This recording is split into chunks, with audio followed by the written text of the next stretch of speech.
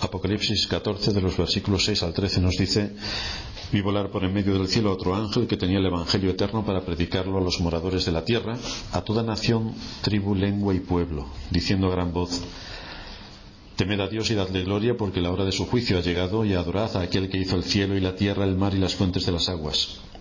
Otro ángel le siguió diciendo: ha caído Babilonia, la gran ciudad, porque ha hecho beber a todas las naciones del vino del furor de su fornicación.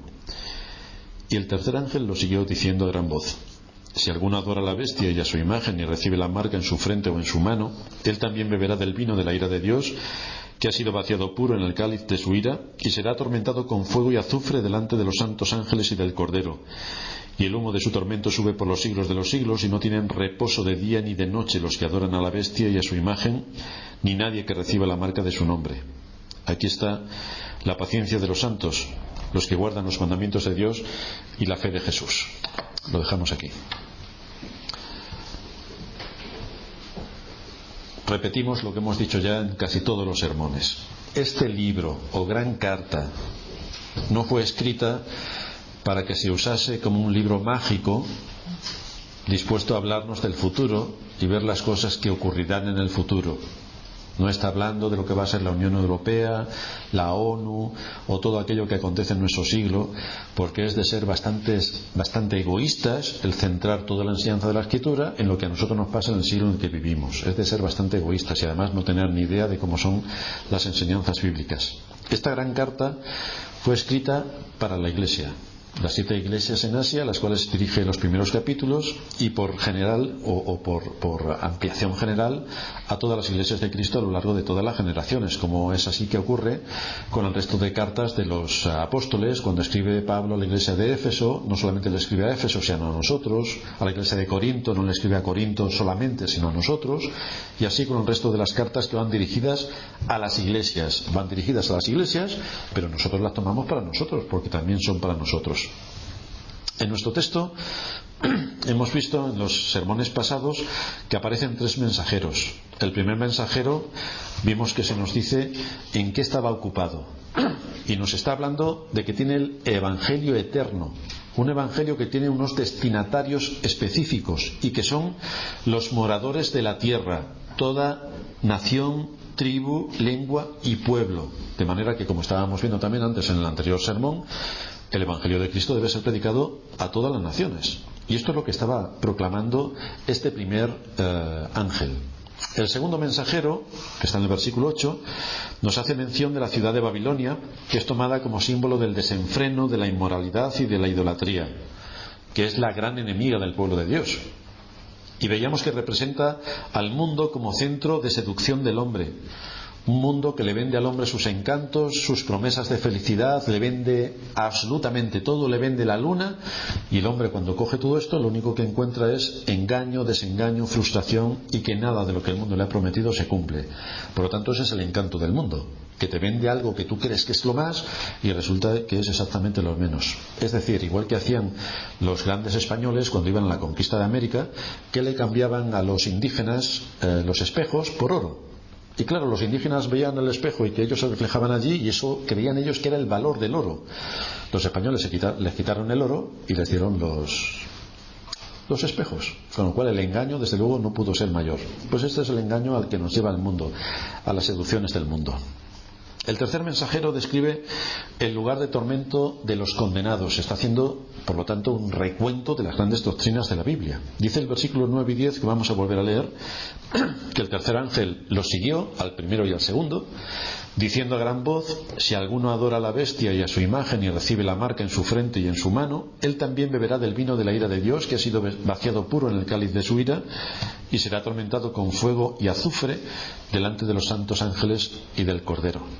Esta es una escena que también nos ha sido expuesta ya anteriormente en otros 3 textos que hemos utilizado en el libro de Apocalipsis.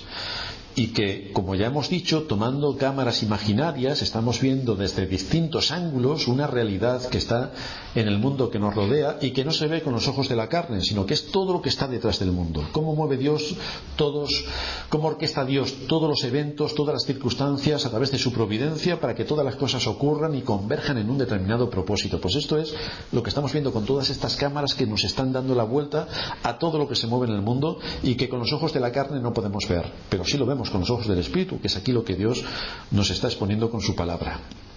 De manera que este libro no solo nos alienta en el camino al cielo a pesar de las dificultades y aflicciones a las que la Iglesia y los creyentes vamos a estar sometidos hasta la venida de Cristo, sino que también nos presenta insistentemente algunas doctrinas clave que debemos tener en cuenta, como son el hecho que ya nos ha comentado anteriormente y que comenta el apóstol Pablo y en general las Escrituras, de que hay un día del juicio que se celebrará en la segunda venida de Cristo, y de qué manera nos expone también a la realidad del infierno, en el cual muchos no quieren creer, pero sí que se nos está presentando continuamente la realidad del infierno. Aunque esta es la enseñanza bíblica, que hay un infierno, una gran ola de incredulidad está barriendo el mundo para hacer creer que la resurrección de los muertos no existe, que esto es algo para partirse de risa. Bueno, es el mismo problema que tenía Pablo cuando en el Areópago empezó a hablar de la resurrección de los muertos, y los filósofos allí y toda la gente que quería oír de doctrinas nuevas le dijeron: ya hablaremos de esto otro día, no nos cuentes estas historias. Pero también hay mucha gente que dice que el infierno no existe, corrientes como los testigos de Jehová, los mormones, que niegan la existencia del infierno, otras corrientes paganas que evidentemente no creen ni en el cielo ni en el infierno, y curiosamente algunas denominaciones cristianas que tampoco creen en el infierno. Bueno, la Iglesia Católica, el día menos pensado, ya saca un dogma por el que el infierno no existe, porque ellos lo dicen.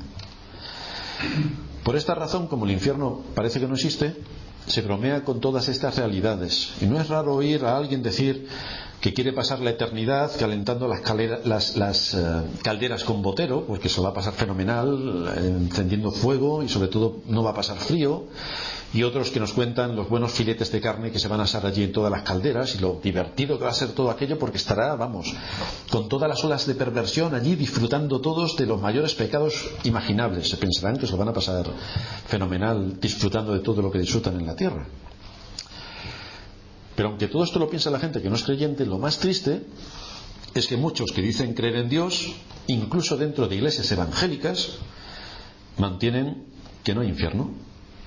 Y mantienen que no hay infierno porque Dios es tan bueno que, ¿cómo un Dios tan bueno va a permitir que alguien sufra? No lo puede permitir.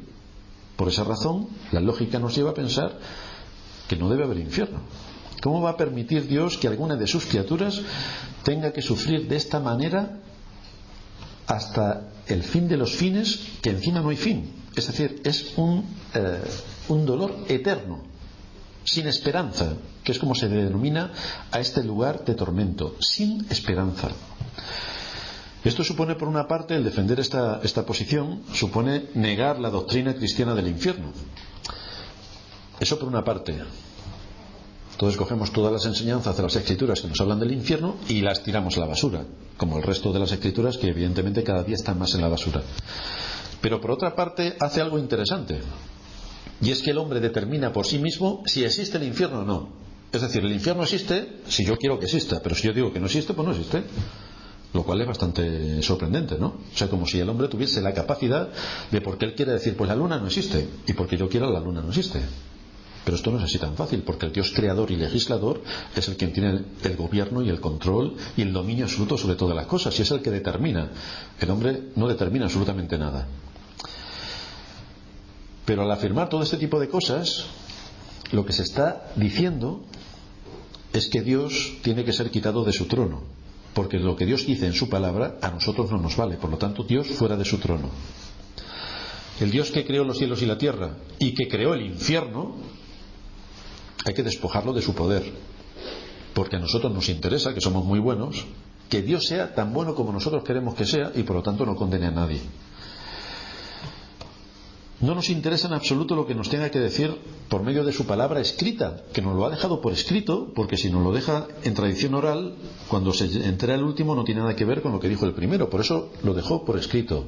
Y por eso los mandamientos no solamente lo dejó escrito en un papel, sino en piedra, para que nadie se le ocurriese borrarlo o tirar una mancha de tinta y que no se notase nada. Lo dejó en piedra precisamente para que nadie lo pudiera borrar. Pero nos encontramos a los grandes hombres como a lo largo de todas las épocas se han reunido y han convenido que es la palabra del hombre y no la palabra de Dios la que vale. Porque, como todos sabemos, la palabra de Dios no se adapta a los tiempos modernos.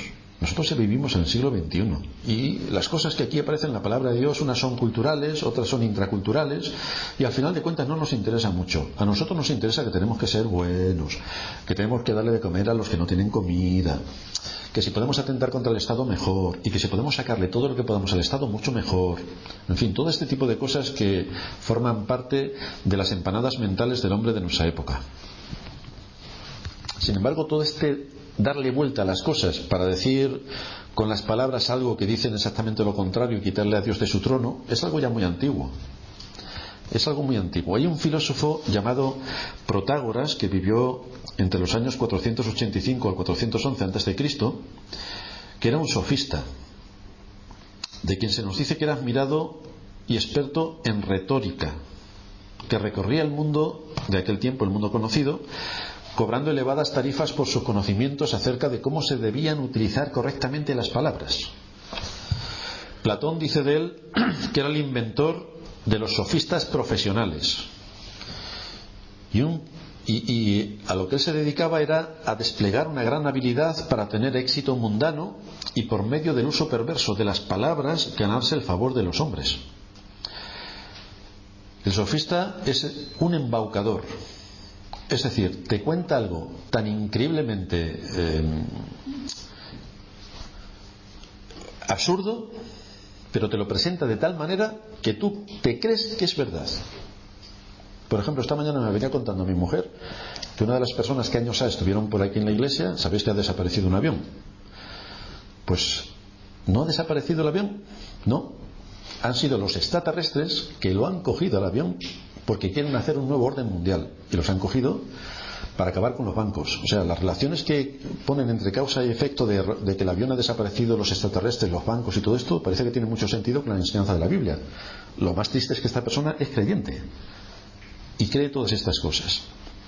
Claro, cuando uno le quita al hombre la guía de la palabra de Dios, estamos ya nadando en lo absurdo y en lo irracional y en cómo Dios envía un espíritu de mentira y la gente crea el espíritu de mentira pero no crea la Biblia. Aquí estamos hablando ahora de extraterrestres, un creyente. Bueno, pues este era Protágoras, que había algo absurdo, le daba la vuelta y la gente se creía aquella cantidad de sandeces que estaba contando absurdas, las creía como ciertas por el dominio que tenía del lenguaje. Este filósofo decía que el hombre es la medida de todas las cosas, que el hombre es el centro alrededor del cual gira toda la creación. Que lo dijera un filósofo pagano, pues tiene sentido, porque no creía en Dios. El problema es que también lo dicen los creyentes. Es que el hombre está en el centro. Es decir, es el hombre cristiano el que derriba a Dios de su lugar para que sea el hombre cristiano quien ponga las doctrinas que al hombre le convienen. Evidentemente todo esto es opuesto a la enseñanza bíblica y no tiene ningún sentido. La evidencia patente de lo que hace el pecado se muestra por todos sitios. Es decir, el pecado en el corazón del hombre le lleva de forma continua a quitar a Dios de su lugar. No nos interesa que Dios nos siga hablando. No nos interesa todo lo que tiene que ver con la doctrina bíblica. No nos interesa todo lo que Dios nos expone, porque va en contra de lo que el hombre quiere. Y por lo tanto, como el hombre quiere seguir adelante con sus deseos, no quiere someterse en obediencia a Dios, y lo primero es quitar el nombre de Dios de absolutamente todas las cosas, incluso los cristianos. Ya hemos visto que estas dos grandes bestias que suben del abismo, una sube del mar y otra de la tierra, la una va en contra del conocimiento y la sabiduría del hombre, y entonces intenta contaminar absolutamente todo, y la otra va en contra del conocimiento de la verdadera religión y por lo tanto va a hacer todo lo posible por derribar el nombre de Dios y raerlo de sobre la faz de la tierra. La mejor forma que hay para llevar a cabo este propósito es que se meta dentro de la que se llama Iglesia y pueblo de Dios, y desde dentro derribe absolutamente todo lo que tiene que ver con Dios, de tal manera que habla como Dios, se pone en el lugar de Dios y todo el mundo se cree que es Dios, cuando realmente es el hombre el que está por ahí detrás moviendo las teclas para que parezca que es Dios, y no deja de ser un engaño humano. Es interesante todo el papel de los sofistas, y uno solamente tiene que estar atento a cómo se desarrollan los acontecimientos. Por ejemplo, el otro día comentábamos ahí fuera, algunos hermanos estaban comentando que algunos supuestos creyentes dicen que van a ayunar. Estábamos hablando acerca del ayuno, cómo se puede ayunar, y un hermano decía que conocía a alguien que había ayunado de ver televisión. No sabía yo que se podía ayunar de ver televisión, pero sí, señor, se puede ayunar de ver televisión. Y se presenta esta posición como algo loable porque es un sacrificio el que se está haciendo, cuando realmente están camuflando su pecado con palabras artificiosas, como un verdadero sofista. Ya que si hablásemos con propiedad, podemos ver que estas personas tienen un pecado de adicción al televisor, que les roba el tiempo y que contamina sus mentes. Pero en vez de hablar de mortificar la carne y someter el pecado, lo presentan como una virtud. Fijaos qué grande que soy, que voy a estar por lo menos 3 horas sin ver la televisión. Claro, esto es loable. Y si estoy 3 días, más loable todavía. Cuando el problema que tiene esta persona es que tiene un pecado grave y que debería avergonzarse de su pecado. Pero fijaos cómo se le da la vuelta para presentarlo como algo que yo puedo exponer públicamente y que la gente me va a alabar, porque voy a tener ayuno de televisión, lo cual realmente es la cuadratura del círculo de la insensatez. Pero así nos va. Pero así podemos seguir con el hábil uso de las palabras para que su impacto real quede manipulado. Esto es lo que hacen los sofistas, darle la vuelta absolutamente a todo, que parece te quieren cobrar más impuestos. Es equilibrio presupuestario. Claro, ¿quién se va a oponer al equilibrio presupuestario? Pero claro, cuando te meten un rejón que te quitan un 10% más en impuestos, pues el equilibrio te deja desequilibrado a ti, pero el Estado no. Entonces, dependiendo de cómo usemos las palabras, pueden dar otra apariencia que no es la real, pero que engaña a la gente que te rodea. Aunque este término de sofista se comenzó atribuyendo a un sentido de sabiduría, porque hablaban mucho y por lo tanto sofista puede venir de sabiduría, de sofis, que es sabiduría, luego cambió a ser un término despectivo y se identificó con este término al charlatán, al embaucador, al manipulador, al demagogo, al que a lo malo llama bueno y a lo bueno llama malo, al que cambia la virtud por vicio y el vicio por virtud. Pero esto es más viejo todavía. El profeta Isaías, en el capítulo 5, versículo 20 de su libro, dice: hay de los que a lo malo dicen bueno y a lo bueno malo, que hacen de la luz tinieblas y de las tinieblas luz, que ponen lo amargo por dulce y lo dulce por amargo. Es decir, tienen tal habilidad del lenguaje que dan la vuelta a todo, y lo que puede ser una virtud lo convierten en un vicio, y lo que es un vicio lo convierten en virtud. Di tú ahora que quieres ser íntegro en medio de la sociedad en la que vivimos, y aquel a quien se lo diga se va a partir de risa, porque tú estás mal de la cabeza. ¿Cómo quieres ser íntegro? ¿Cómo quieres pagar tus impuestos? ¿Y cómo quieres hacer todas las cosas en orden? Aquí lo que hay que hacer es, cuanto más lo vemos mejor, porque fíjate, los políticos y los sindicalistas, ¿qué es lo que están haciendo? Por lo tanto, nosotros nos vamos a sumar a delinquir todo lo que podamos y más. Por lo tanto, cuando tú presentas una posición de integridad, pues evidentemente eres el hazmerreír de todos los que te rodean. Cuando tú en clase dices que no copias, sino que te aprendes todo de memoria para los exámenes, pues los demás se parten de risa porque no ya copian, ya tienen auriculares que les dictan directamente cómo tiene que ser el examen. Y cuando tú partes de una posición de integridad, pues evidentemente esto les repele. Por lo tanto, estamos metidos dentro de las modas sociales que cambian la verdad por mentira, y es también lo que se ha introducido en las iglesias para manipular la doctrina cristiana y cambiar el sentido y el significado de las enseñanzas a fin de adaptarse a la corriente social que nos envuelve. Esta sigue siendo la gran bestia, y es lo que el libro de Apocalipsis desde sus inicios nos está continuamente contando, cómo se está manipulando todo y cómo hay un engaño permanente para llevar a la gente a la destrucción, que es un engaño colosal, y que desde diversas áreas, desde la política, desde la economía, desde la sociedad, desde la religión, es una gran mentira.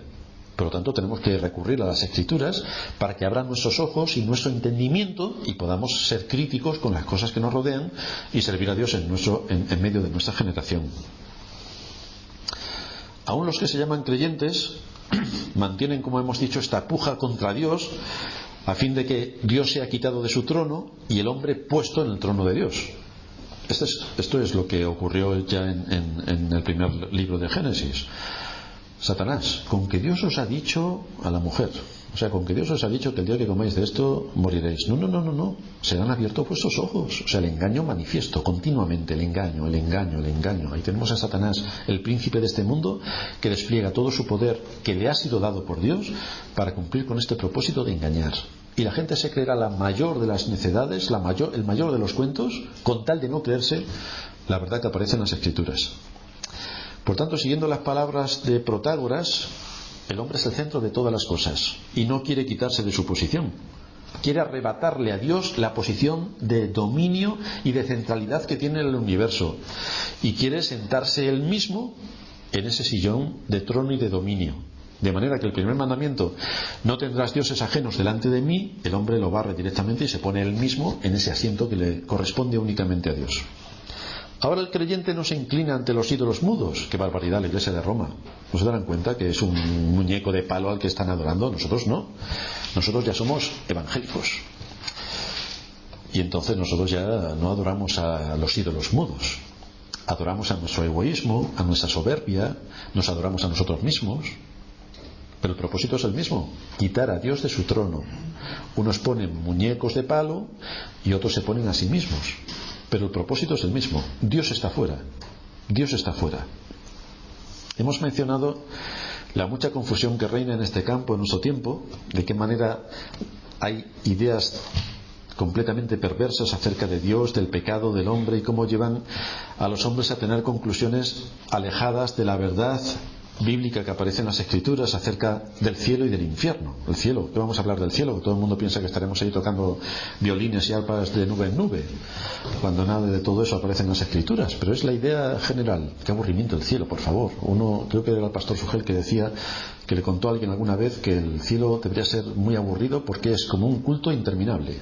¡Qué aburrimiento! Como el predicador no sea un poco alegre, imaginaos qué aburrimiento un culto que no termina. Por favor, a ver si termina ya el predicador, que nos vamos a ir a casa. Pues algunos piensan que el cielo es así, un aburrimiento colosal. Y otros piensan del infierno, pues cómo va a existir un lugar tan terrible, que es como si te diera un dolor de estos de, por ejemplo, de un cólico nefrítico y no para.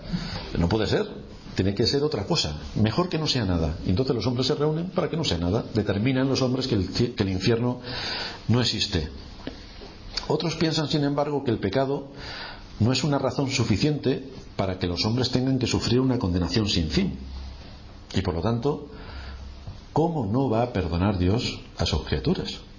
¿No es Dios misericordioso? ¿Cómo no va a perdonar a sus criaturas?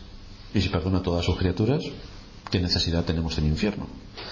Y cada vez más son las voces que dicen que nada de todo esto que tiene que ver con terribles dolores para el hombre existe, que todo se acaba en la tumba.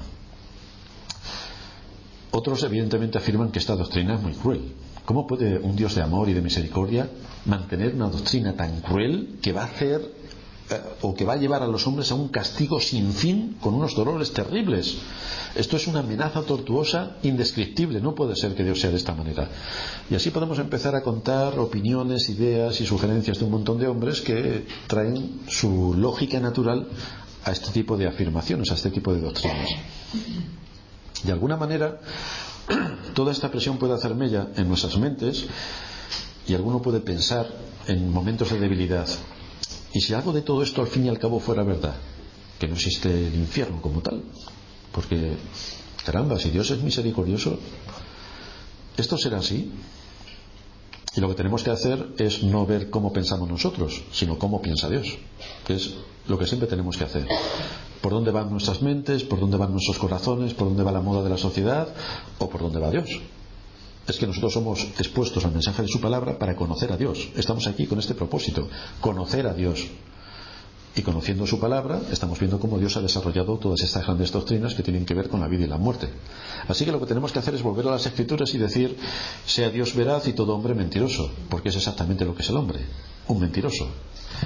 Veamos qué es lo que Dios dice en su palabra y lo que ha determinado de acuerdo a su consejo eterno. En primer lugar, nos dice Dios que hay un día establecido en el cual Jesucristo juzgará a los vivos y a los muertos. Hay un día establecido con precisión para esto y que coincide con su segunda venida. Tenemos que recordar que a pesar de toda esta maraña y confusión provocada por la incredulidad del hombre y por la egolatría humana, habrá un día donde todas estas dudas se despejarán. Es decir, nadie va a tener ninguna duda. Y en ese día todo el mundo sabrá que el cielo y el infierno tras nuestra muerte es la respuesta conveniente y que está de acuerdo a la persona y a la naturaleza del Dios vivo y verdadero, que está de acuerdo al pecado, que está de acuerdo al hombre y que está de acuerdo a la fe. Como todo confluye al final en un mismo propósito. No olvidemos que el propósito de la segunda bestia es el de engañar a los hombres para alejarles de la verdadera religión y de Cristo y de su palabra. No olvidemos esto, porque es donde más se esfuerza en quitar a Dios de su lugar. Cristo describe a este ser señalando unas características curiosas. En Juan 8:44 nos dice que es padre de mentira y que cuando de suyo habla mentira, es que no sabe hablar otra cosa, y que es homicida desde el principio, con lo cual en la naturaleza de Satanás hay unas características especiales que le definen como lo que es en todo su máxima expresión. Nosotros tenemos una naturaleza caída, y evidentemente todo lo que hacemos está caído. Satanás tiene una naturaleza corrupta, mentirosa y homicida, y todo lo que hace está manchado por estas características que el Señor le atribuyó. Por lo tanto, la mentira y el engaño son sus herramientas fundamentales, y lo hace para poder provocar la muerte y ejercer ese papel de homicida que tiene atribuido por el Señor desde el principio. Conocer la verdad tiene grandes implicaciones. Mucha gente dice que quiere conocer la verdad. Hermanos, si conociésemos la verdad de lo que pasa en nuestro país, saldríamos corriendo de aquí espantados. Y si conociésemos la verdad de muchas cosas, tendríamos muchas dificultades para vivir como vivimos tan tranquilos. Conocer la verdad tiene altísimas implicaciones, pero nosotros somos llamados a conocer la verdad de las Escrituras, la verdad de la revelación de Dios, la verdad de qué es lo que va a pasar en este mundo. Y con ese conocimiento vivir nosotros sabiamente y piadosamente, y también anunciar a los hombres la condenación que les espera si no confían en Cristo y lo tienen como su Salvador. Conocer la verdad, por tanto, tiene grandes implicaciones, y el hecho de que salga a la luz la verdad delante de todos implica, en ese día del juicio, implica que tanto los hombres como los ángeles, es decir, los seres responsables en la creación, van a recibir lo que les corresponde a cada uno de ellos conforme a lo que cada uno de ellos hizo. Los ángeles serán juzgados y los hombres serán juzgados. En ese día, cuando venga nuestro Señor Jesucristo, que es un acto anunciado por las Escrituras y que es un acto real que se llevará a cabo, tendremos un juicio público. Y delante de todo el universo se aclarará la verdad acerca de Dios, se vindicará la santidad de Dios, la justicia de Dios, la bondad de Dios, la misericordia de Dios, y también el castigo de Dios sobre los impíos. En ese día que ha sido fijado desde la eternidad, el Señor Jesucristo quedará puesto en su trono como el máximo exponente de gobernador en todo el universo, y nadie tendrá la menor sombra de duda de ¿cuál es el propósito de Dios para llevar a cabo este propósito? Hasta el punto que ni ángeles ni hombres tendrán la más mínima duda de lo que está ocurriendo. La mentira y el engaño que han circulado respecto a Cristo, que han circulado respecto a las grandes doctrinas del Evangelio, no se podrán seguir manteniendo, porque con la venida de Cristo todo lo oculto saldrá a la luz. Todas las obras de los hombres saldrán a la luz, y toda la situación en la que se encuentran Satanás y sus ángeles saldrá a la luz. Dice el apóstol Pablo en Filipenses 2:10 que cuando esto ocurra, en el nombre de Jesús se doblará toda rodilla de los que están en los cielos y en la tierra y debajo de la tierra, y toda lengua confesará que Jesucristo es el Señor, para gloria de Dios Padre. Y lo que nos confirma este texto es que hay un día cuando todo el mundo, sea lo que sea que haya pensado acerca de Cristo, sea lo que sea que haya pensado acerca del Evangelio, sea lo que sea que ellos sean, se inclinarán y se postrarán delante de Cristo reconociendo su poder y su autoridad, y que toda rodilla, todos harán reverencia delante de Él, aunque no hubieran creído en Él el resto de sus vidas, pero harán reverencia porque reconocerán al Dios y gobernador del universo. Pero fijaos que no solamente tendrán que inclinarse delante de Él, sino que además nos dice que sus bocas no podrán quedarse cerradas. Tendrán que confesar, tendrán que decir, aquellos que antes proclamaron el engaño y la mentira, tendrán que reconocer y decir lo que las Escrituras hablan acerca de Cristo, que es Señor para la gloria de la justicia, de la santidad y del honor de Dios Padre. Ese día quedará declarado delante de todo el universo que el Evangelio es el mensaje de Dios que trae salvación a los hombres, aunque en ese momento ya no traiga salvación, porque las puertas del Evangelio habrán sido cerradas. El día de la gracia se acabó.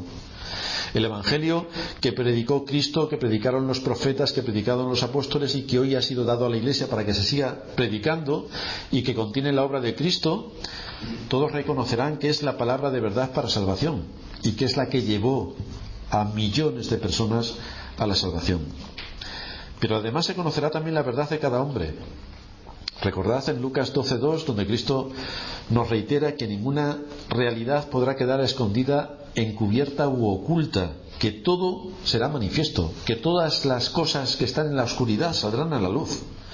Y esto implica que se conocerá la verdad del pecado, que se ha podido camuflar, fijaos de qué manera, por artificios de los hombres, por manejo del lenguaje, por ocultación, todo será manifiesto.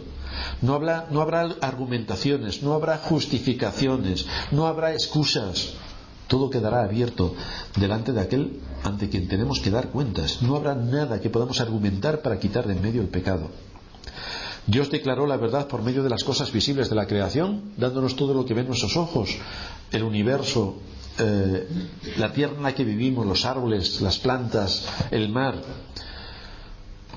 Y hemos visto también como, según nos narra el apóstol Pablo en Romanos 1:20, el hombre se envaneció en sus razonamientos y cambió todo lo que estaba viendo de la gloria de Dios, que es totalmente un susurro de lo que es Él. En la creación es cuando vemos todo esto. Cambió la gloria de Dios incorruptible por la mentira. Eso ya lo hace el hombre solamente en cuanto a la hora de adorar a Dios. Cambia todo lo que Dios es y que uno lo puede ver con los ojos por la mentira y le da la vuelta a todas las cosas. Y Dios no nos ha dejado sin testimonio, sino que aparte de la creación, por si alguien no lo tenía claro, y en la creación uno puede ver a Dios, es decir, esto no está aquí por casualidad, las estrellas no existen por casualidad, el mar no existe por casualidad, nada de lo que tenemos a nuestro alrededor existe por casualidad.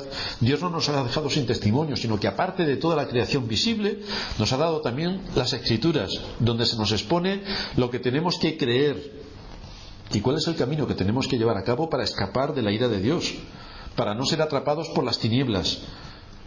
Pero muchos ni quieren ver la creación visible que nos rodea y niegan al Creador, como bien sabéis. Esto es fruto del azar, es decir, de forma casual tenemos toda la creación.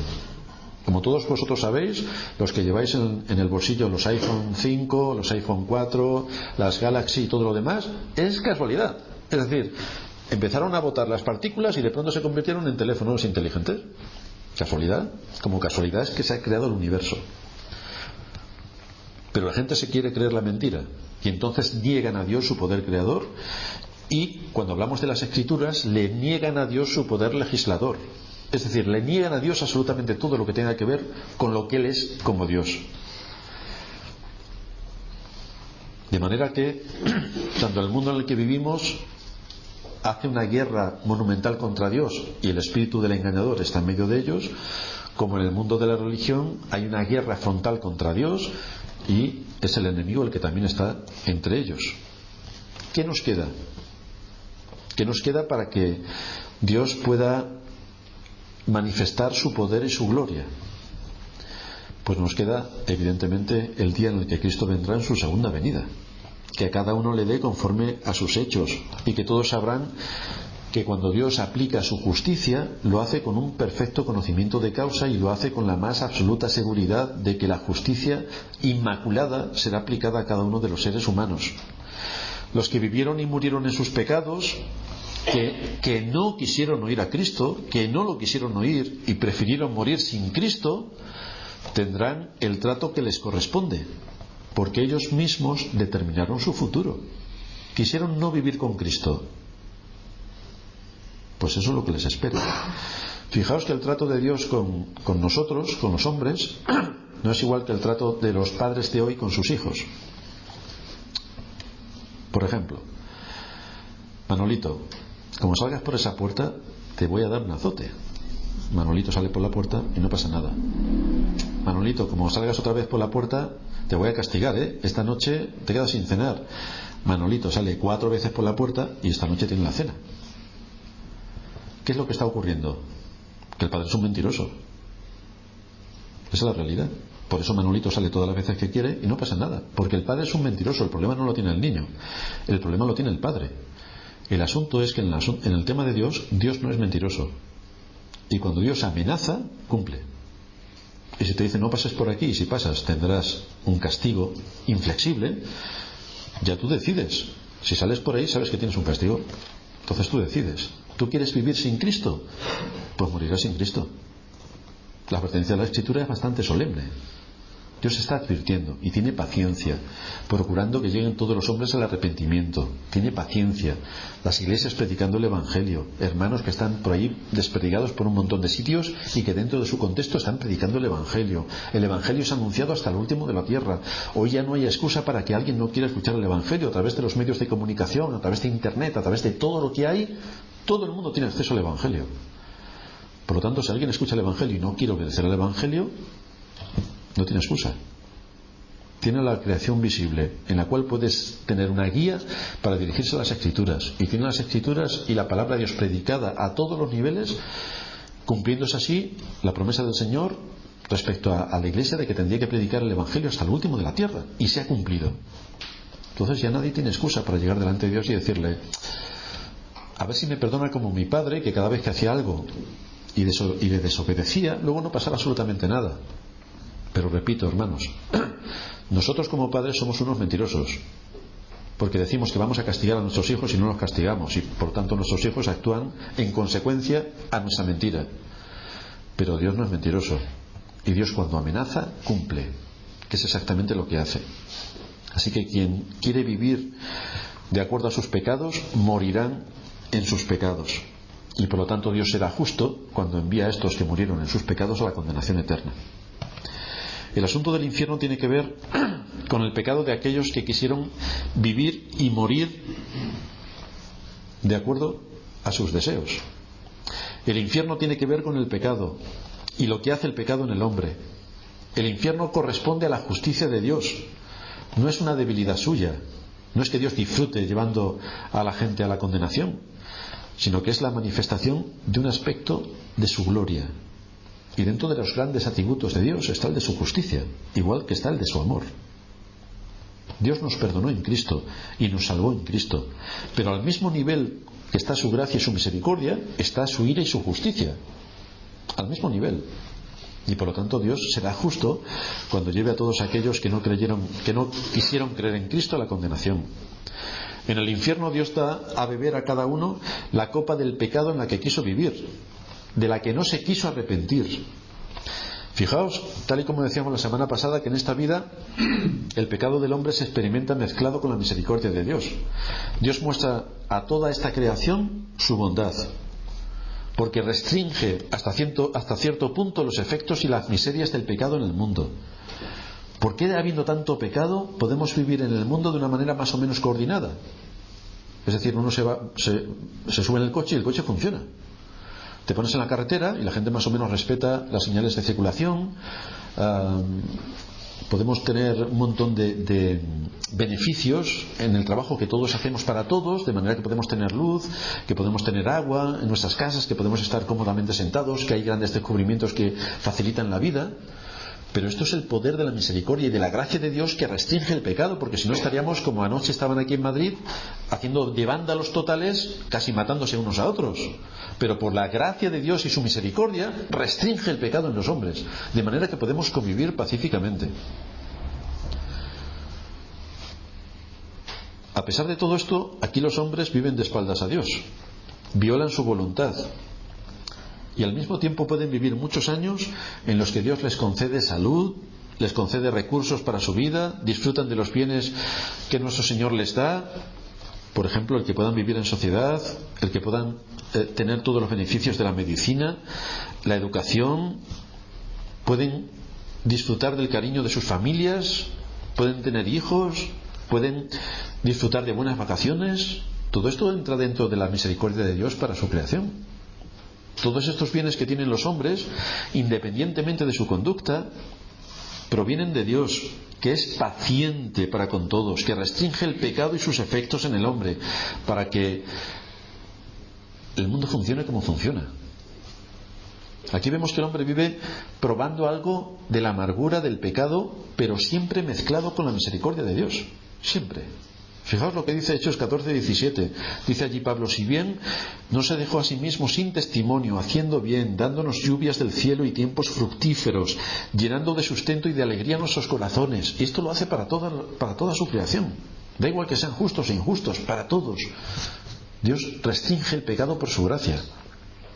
Sin embargo, en el infierno esto se acaba. Se acaba. El hombre conocerá de una forma bastante precisa lo que es su pecado, y lo conocerá sin el tranquilizante de la misericordia de Dios, de la que aquí disfruta. En el infierno lo único que podrá hacer es sufrir por las consecuencias de su pecado, es sufrir la ira de Dios sin misericordia, sin misericordia.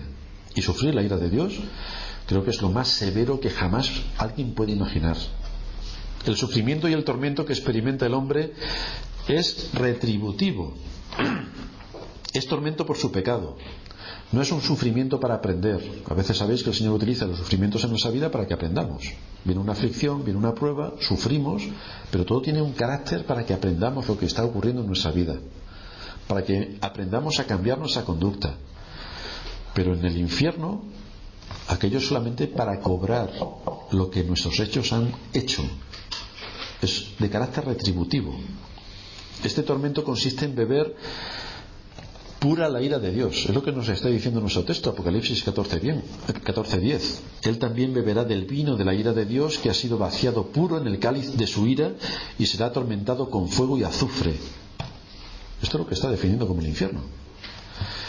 Nosotros asumimos y asimilamos el castigo con alguna finalidad. Esperamos que del castigo se saque algún provecho. Aplicamos castigos a nuestros hijos con el propósito de que nos obedezcan.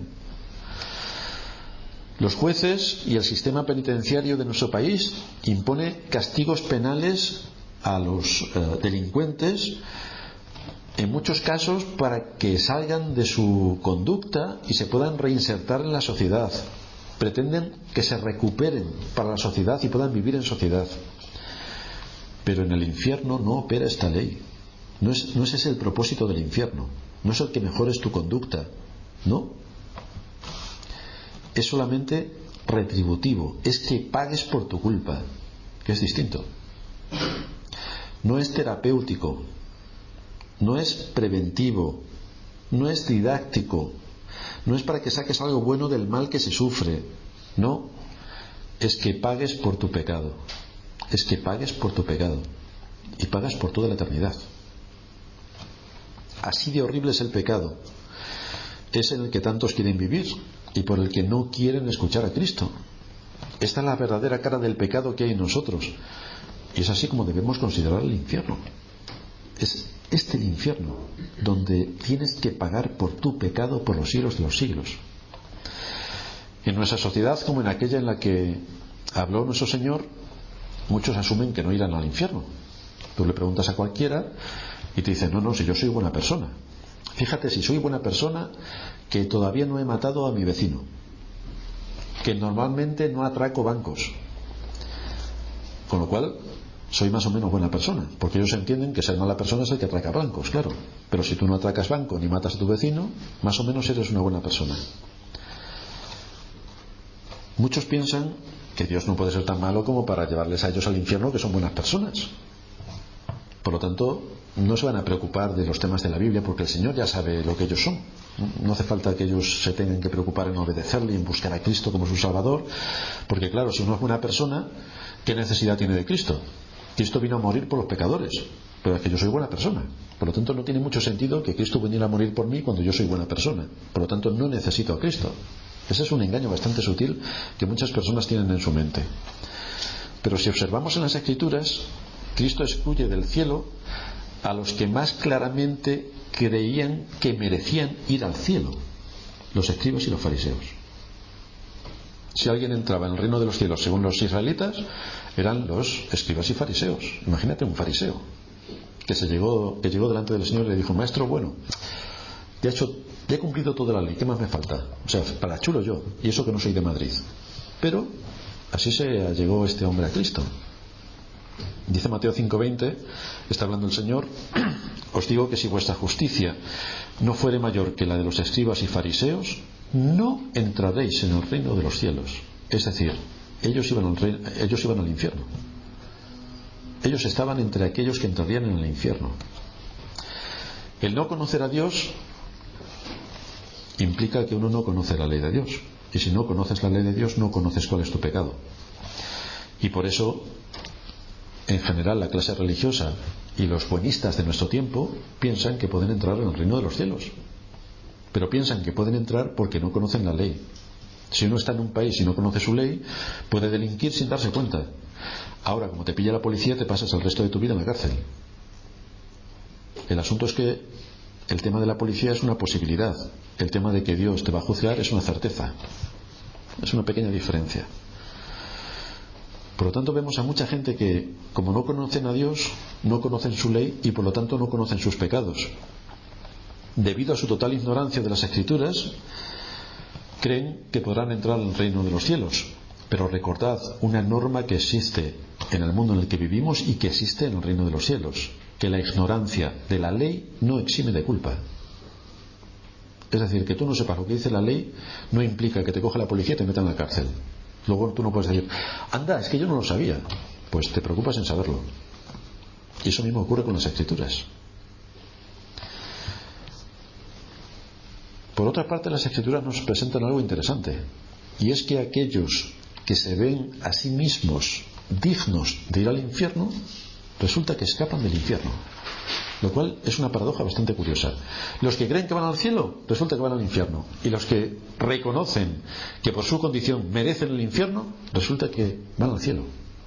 Mateo 21:31. De cierto os digo que los publicanos y las rameras van delante de vosotros al reino de los cielos, le dice el Señor a los fariseos y los publicanos. Porque vino a vosotros Juan en camino de justicia y no le creísteis, pero los publicanos y las rameras le creyeron. Y vosotros, viendo esto, no os arrepentisteis después para creerle. No os arrepentisteis. ¿Por qué os vais a arrepentir si vosotros consideráis que por vosotros mismos entraréis en el reino de los cielos? Por medio del Evangelio predicado con rigor, muchos conocen las demandas de la justicia de Dios. Muchos ven la verdad y la gravedad de sus pecados.